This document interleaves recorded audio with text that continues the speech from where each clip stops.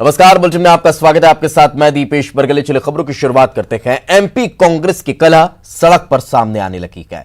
किसानों के कर्ज माफी को लेकर सड़क पर सिंधिया के उतरने के बयान पर कांग्रेस में सियासत तेज हो चुकी है। जहां सहकारिता मंत्री गोविंद सिंह ने सिंधिया को घर में बैठकर बात करने की नसीहत दे दी, तो वहीं सिंधिया खेमे की मंत्री इमरती देवी ने गोविंद सिंह पर पलटवार करते हुए कहा कि सिंधिया के साथ पूरे देश की कांग्रेस है। अगर सिंधिया सड़क पर उतरे तो उनके साथ पूरे देश के कांग्रेसी कार्यकर्ता सड़क पर उतरने लगेंगे।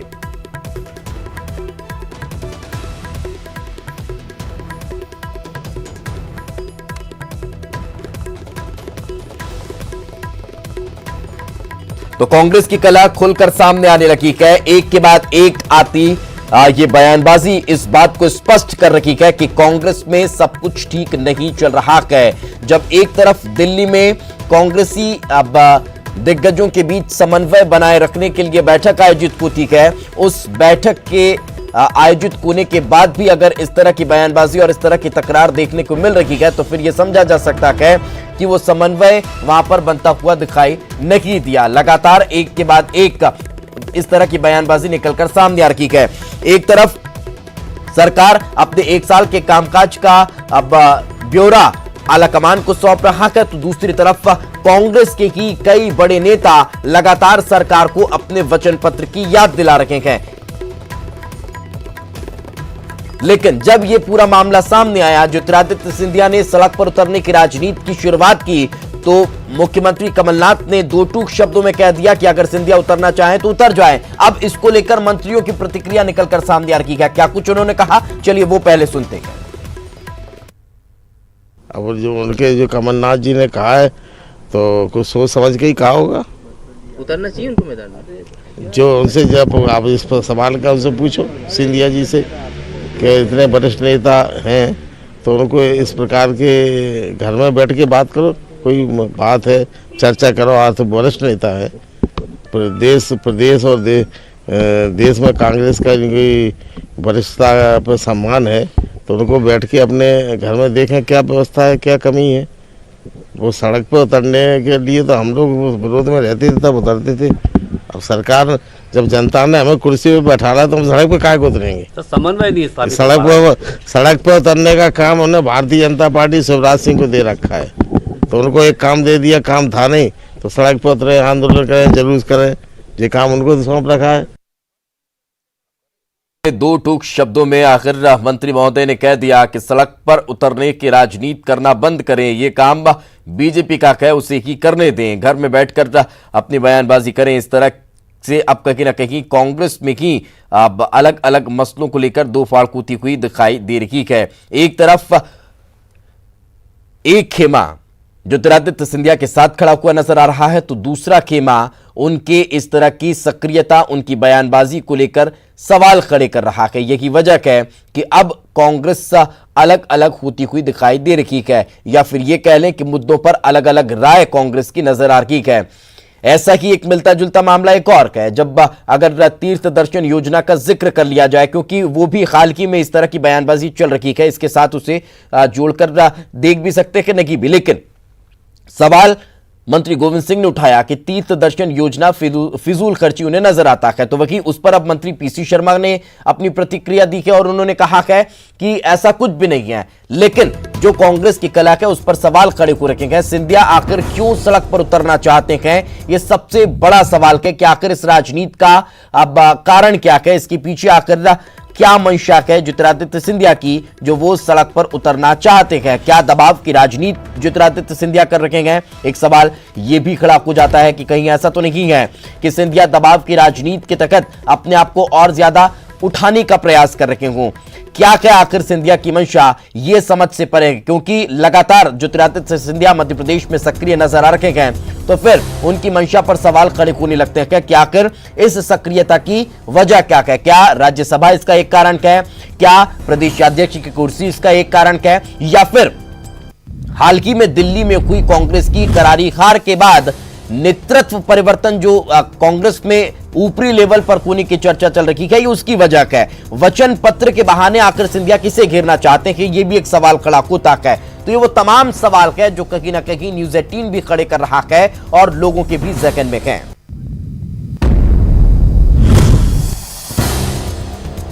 तो चलिए लगातार अब इस पर चर्चा करेंगे। कई अब अतिथि हमारे साथ जुड़ेंगे, गेस्ट का पैनल हमारे साथ मौजूद रहेगा, उनसे चर्चा करेंगे। लेकिन हमारे सहयोगी शरद श्रीवास्तव हमारे साथ जुड़ चुके हैं। सबसे पहले उन्हीं से बातचीत करते हैं। शरद, आखिर कांग्रेस में ये जो कलह चल रही है, जो अब खुलकर सड़क पर आने लगी है, इसकी मुख्य वजह क्या समझ में आ रही है? क्यों आखिर ये सब हो रहा है? देखिए, ये वजह इसके पीछे लगती है कि दरअसल आपस में जो समन्वय होना चाहिए, जो बात होनी चाहिए, वो दरअसल ना होकर सभी नेता अपनी अपनी राय रख रहे हैं। और ये राय अगर अपनी ही पार्टी को परेशानी में डालने वाली है, बावजूद इसके वो रख रहे हैं। ये ही सीधे तौर पर नज़र आता है, क्योंकि बात अगर ज्योतिरादित्य सिंधिया की करें तो वहाँ से लेके और डॉक्टर गोविंद सिंह तक इस तरीके के बयान हैं उन नेताओं के जो अपनी पार्टी को परेशानी में डालने वाले हैं। सबसे बड़ी बात यह है कि अगर कोई बात है वचन पत्रों को लेकर, उनके वादों को लेकर, तो अगर ज्योतिरादित्य सिंधिया सार्वजनिक मंच से कोई बात कहेंगे सड़क पर आने की, तो निश्चित तौर पर उसकी प्रतिक्रियाएं आना स्वाभाविक सी बात है। और सीएम कमलनाथ जो अभी पीसीसी अध्यक्ष भी हैं, वो इस पर रिएक्ट करते हैं तो फिर मामला और ज़्यादा बड़ा हो जाता है। यही वजह है कि अलग अलग खेमों के जो मंत्री माने जाते हैं, मसलन अगर डॉक्टर गोविंद सिंह की बात करें तो गोविंद सिंह दिग्विजय सिंह खेमे के मंत्री हैं, ग्वालियर चंबल संभाग से ही आते हैं, और वहीं से ज्योतिरादित्य सिंधिया भी आते हैं। तो स्वाभाविक सी बात है वो कहीं ना कहीं वो इस पर बोलेंगे, और जब बोलेंगे तो वो बात कहीं ना कहीं अपनी ही पार्टी में खेमों को भी दिखाएगी। जैसा कि आज लग भी रहा है कि गोविंद सिंह ने कहा कि सिंधिया के को लेकर कोई बात है, अगर उनके मन में कोई बात है तो घर के अंदर बैठ के करें। वो वाकई में, और ये सब जो बयानबाजी है वो कहीं ना कहीं इस बात को स्पष्ट करती है कि सब कुछ ठीक जो चलने का लगातार दावा किया जाता है, सत्ता और संगठन में जो तालमेल बनाने की, सामंजस्य बनाने की, समन्वय बनाने की बात होती है, वो शायद नजर नहीं आ रही है। अलग अलग प्रतिक्रियाएं जो निकलकर सामने आई, चलिए एक बार वो आपको सुनवा देते हैं। अगर वो मैनिफेस्टो का एक एक अंक पूरा ना हुआ तो आपके साथ सड़क पर अकेले मत समझना, आपके साथ सड़क पर ज्योतिरादित्य सिंधिया भी उतरेगा। सर, सिंधिया जी जिस तरीके से तमाम बातें कर रहे हैं, जो वेवर को लेकर बातचीत हो रही कि लोन जो माफ नहीं किए जा रहे हैं, उन्होंने कहा कि सड़क पर उतरेंगे। किस तरीके से तो उधर जाएं, चलो। अब जो उनके जो कमलनाथ जी ने कहा है तो कुछ सोच समझ के ही कहा होगा। उतरना चाहिए उनको मैदान में। जो उनसे जब आप इस पर सवाल का उनसे पूछो सिंधिया जी से कि इतने वरिष्ठ नेता हैं तो उनको इस प्रकार के घर में बैठ के बात करो, कोई बात है चर्चा करो। आज तो वरिष्ठ नेता है, प्रदेश और देश में कांग्रेस का कोई वरिष्ठता पर सम्मान है, तो उनको बैठ के अपने घर में देखें क्या व्यवस्था है, क्या कमी है। नहीं, जो वचन पत्र में जब चुनाव के पहले बात कही थी तो वहाँ में महाराज जी अकेले थोड़ी हैं, राहुल गांधी हैं, दिग्विजय सिंह है, कमलनाथ हैं और हम सब हैं। और जब महाराज जी जब धरते उतरेंगे, धरने पर जब उतरेंगे, हम सब ही हैं। इस मामले में हम साथ हैं। आखिर वादा किया तो कोई अकेले सिंधिया जी ने थोड़ी किया, हम सबने किया। पीछे रहेगी कांग्रेस? ना ना ना ना ना कतई नहीं। देखो बात सुन लीजिए, वचन पत्र 1 साल के लिए होता है कि 5 साल के लिए होता है? 5 साल बढ़ा के ये भी पकड़ो ना। 1.25 साल हुए हैं और उसमें कई वादे कमलनाथ जी ने पूरे किए हैं। जहाँ तक अतिथि विद्वान शिक्षकों का प्रश्न है, उसकी प्रक्रिया चल रही है। और जीतू पटवारी जी आपके मंत्री हैं यहाँ के, उनसे पूछो कितना काम हुआ, कितना नहीं हुआ। तो सुना आपने अलग अलग प्रतिक्रियाएं जो निकलकर सामने आई, वो अपने आप में इस बात को स्पष्ट कर रखी है कि कहीं एक धड़ा ज्योतिरादित्य सिंधिया के साथ नजर आ रहा है तो कहीं दूसरा धड़ा दूसरे नेताओं के साथ खड़ा हुआ दिखाई दे रहा है। ये अलग अलग बयानबाजी इस बात को स्पष्ट कर रखी है कि कांग्रेस में सब कुछ ठीक नहीं है। चलिए डिस्कशन करते हैं। शरद लगातार हमारे साथ बने हुए, हमारे साथ कांग्रेस नेता अब्बास हाफिज जुड़ चुके हैं। अब्बास साहब, बहुत बहुत स्वागत आपका। बीजेपी नेता नरेंद्र शिवाजी पटेल हमारे साथ जुड़ चुके हैं और वरिष्ठ पत्रकार सतीश एलिया जी हमारे साथ जुड़ चुके हैं। आप सभी का बहुत बहुत स्वागत है। सबसे पहले हाफिज साहब, मेरा आपसे सवाल यही है कि समन्वय के लेकर दिल्ली में जो बैठक आयोजित की गई, उसमें ऐसा क्या हुआ कि कांग्रेस की अंतर्कलह सड़क पर आ गई? देखिए, बार बार अगर कोई नेता जनता से जुड़े मुद्दे पे कोई बयान देता है तो भारतीय जनता पार्टी अंतर करा के आरोप कांग्रेस पे लगाने लगती है। कांग्रेस की परंपरा रही है कि कांग्रेस पार्टी का हर एक नेता, वरिष्ठ हो या हमारे जैसा छोटा कार्यकर्ता हो, वो जनता से जुड़े हर मुद्दे पे जनता के साथ रहने का, जनता को आश्वासन भी देता है और जनता के मुद्दों को आगे ले जाने की बात भी करता है। वचन पत्र के ऊपर इमरती देवी जी को मैंने सुना, आपने भी सुना, उन्होंने बहुत अच्छी बात कही कि श्रीमंत अगर सड़कों पर आएंगे तो पूरे देश के कांग्रेस के नेता कार्यकर्ता सड़कों पर आएंगे, लेकिन वचन पूरे करने की बात है तो हम वचन पूरा कर रहे हैं, किसी को सड़क पे आने की जरूरत नहीं है। लेकिन जनता से जुड़े मुद्दों पे अपनी सरकार से सवाल करना कांग्रेस की परंपरा रही है। भारतीय जनता पार्टी नहीं है जो जनता परेशान भी हो, साहब मैं आपको इंटरप्ट करूंगा, राजनीतिकरण भी उसका कोई बीजेपी का तो यहाँ पर कोई रोल ही समझ में नहीं आ रहा है। अगर समन्वय बैठक दिल्ली में होती है और वहां ज्योतिरादित्य सिंधिया बैठक से बीच में निकलकर बाहर चले जाते हैं, उसके बाद अगर ये बयान सामने आता है कि ज्योतिरादित्य सिंधिया को सड़क पर उतरना है तो उतर जाएं, क्योंकि लगातार ज्योतिरादित्य सिंधिया अलग अलग मंचों पर इस तरह की बयानबाजी कर रखे गए, तब फिर सवाल यह खड़ा होता है कि आखिर ऐसा क्या चल रहा है कांग्रेस के अंदर खाने जो इस तरह की बयानबाजी प्रदेश में निकलकर सामने आ रही है। देखिए, मैं फिर कहूँगा, जैसा आपके स्क्रीन पर चल रहा है मंत्री इमरती देवी का बयान, कांग्रेस के सारे देश के लोग सड़क पे उतरेंगे, ये सब तरह की बातें हैं। आप अपने हिसाब से एक इंटरप्रेट करते हैं, मैं अपने हिसाब से करता हूं, दूसरे राजनीतिक दल अपने हिसाब से करते हैं। मैं फिर कहूँगा कि इसका लेना देना समन्वय समिति की बैठक से है ही नहीं। मैं आपसे साफ कह रहा हूँ कि पहली बार तो सिंधिया जी ने ऐसी बात नहीं कही हो या हमारे दूसरे नेताओं ने बात नहीं कही हो। कांग्रेस का नेता आज नहीं, सुभाष यादव जी के ज़माने की बात करें, जमुना देवी जी के ज़माने की बात करें, डिप्टी सीएम हुआ करते थे दोनों, उस वक्त भी जनता से जुड़े मुद्दों के ऊपर अपनी सरकार से सवाल करने से कोई पीछे नहीं हटता और जनता इससे ही खुश होती है। हमारे साथ जनता, यानी कि जो विपक्ष को करना चाहिए था वो कांग्रेस के ही नेता करते नजर आ रहे हैं। साथ में रखें सतीश शेलिया साहब, मैं आपका इस पे कमेंट चाहूंगा जरूर। अब्बास साहब जरूर कह रहे हो कि समन्वय समिति का इसमें कोई रोल ही नहीं है, लेकिन जो समन्वय समिति आपसी समन्वय के लिए काम करवा रखी हो, जो सामंजस्य के लिए जोर दे रही हो, उसी समन्वय समिति की बैठक के दौरान अगर प्रदेश में इस तरह की बयानबाजी कांग्रेस में देखने को मिले तो फिर क्या समझा जाए? देखिए, समन्वय समिति की जरूरत इसीलिए पड़ती है कि कहीं ना कहीं समन्वय का अभाव लगता है पार्टी को। सत्ता और संगठन में कहीं कोई समन्वय की कमी है, इसकी पूर्ति के लिए राजनीतिक दल, एक पार्टी की बात नहीं है कांग्रेस की या बीजेपी की, वो समन्वय समितियां बनाई इसीलिए जाती है कि समन्वय की कहीं ना कहीं कमी होती है और उसका परिणाम कहीं ना कहीं सामने असंतोष या किसी तरह से सामने आ रहा होता है। अब जैसे सिंधिया जी उस बैठक से ही बाहर चले गए तो इसका मतलब यह है कि वो समन्वय समिति भी अपना लक्ष्य हासिल नहीं कर पा रही है, या जो जिस वजह से वो बनाई गई वो पूरा नहीं कर पा रही है। जहाँ तक वचन पत्र की बात है तो वचन पत्र, कमलनाथ जी भी बार बार ये कहते रहे हैं कि हम वचन पत्र पे अमल कर रहे हैं और पूरा अमल करेंगे। कोई भी मुझे नहीं लगता है कि वचन पत्र पे अमल नहीं करने की बात कह रहा हो, लेकिन सिंधिया जी बार बार ये मुद्दा उठा रहे हैं और सड़क पर उतरने की बात उन्होंने कही और उस पर मुख्यमंत्री ने ये कह दिया कि उतरना चाहें तो उतरें। इसका मतलब है कांग्रेस में सब कुछ ठीक नहीं चल रहा है। जो समन्वय गुटों के बीच में समन्वय चुनाव के वक्त में हुआ था, विधानसभा चुनाव के पहले जो समन्वय समिति बनी थी, चुनाव अभियान समिति बनी थी, और भारतीय जनता पार्टी के 15 साल से जो लगातार कांग्रेस हार रही थी उससे कहीं निजात पाके कम मार्जिन से ही सही सरकार बन गई कांग्रेस की। और कमलनाथ जी तब अध्यक्ष थे और आज भी वो एक तरह से अध्यक्ष हैं, अंतरिम अध्यक्ष की तरह वो काम कर रहे हैं, लेकिन एक परमानेंट अध्यक्ष प्रदेश कांग्रेस को चाहिए है। ये बार बार सिंधिया जी का जो बात आती है बाहर, मुझे लगता है कहीं ना कहीं वो प्रदेश अध्यक्ष पे जो नियुक्ति में डिले हो रहा है। बिल्कुल, क्योंकि कांग्रेस ये एक बड़ा सवाल हो सकता है, ये कहीं ना कहीं लग भी रहा है कि दबाव की राजनीति तब बहुत ज्यादा हावी होती दिखाई दे रही है। मैं आपके पास लौटता हूं, नरेंद्र शिवाजी पटेल लगातार हमारे साथ बने हुए हैं। नरेंद्र जी, कहीं ऐसा तो नहीं कि इसका कारण भी बीजेपी ही है?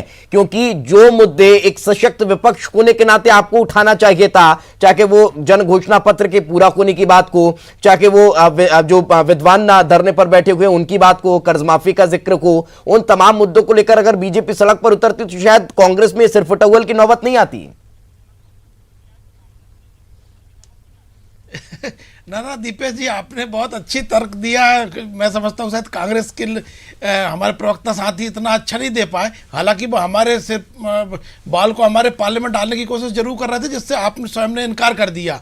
लेकिन ऐसा कदापि नहीं है। भारतीय जनता पार्टी हमारे पिछले जो प्रदेश अध्यक्ष थे माननीय राकेश सिंह जी के नेतृत्व में 18 आंदोलन इस सरकार के खिलाफ सड़कों पर उतर के कर चुकी है।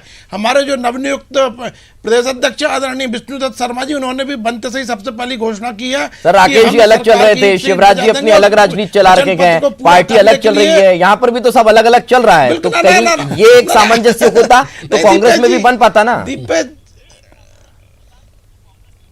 बिल्कुल दीपेश जी, देखिए भारतीय जनता पार्टी तो राजगढ़ में भी एकजुट होकर हमारा पूरा प्रदेश नेतृत्व गया था, सागर में भी पूरा प्रदेश नेतृत्व एकजुट होकर गया था। भारतीय जनता पार्टी तो एकजुटता से विपक्ष की भूमिका निर्वाह कर रही है। ये तो इनके अंदर खाने पता नहीं क्या हो रहा है, कोई सड़क पे उतर, चलिए दोनों एक दूसरे के पाले में जरूर गेंद डाल रहे हैं, लेकिन दोनों की राजनीतिक दलों में सब कुछ ठीक नहीं चल रहा है, इस बात को स्वीकार करना बहुत जरूरी है। मैं इलिया साहब से इस पर कमेंट लूंगा, अब्बास साहब आपके पास भी पहुंचता हूं, शरद भी लगातार हमारे साथ बने हुए। एक छोटे से ब्रेक का वक्त है, ब्रेक के बाद जल्द हाजिर होंगे।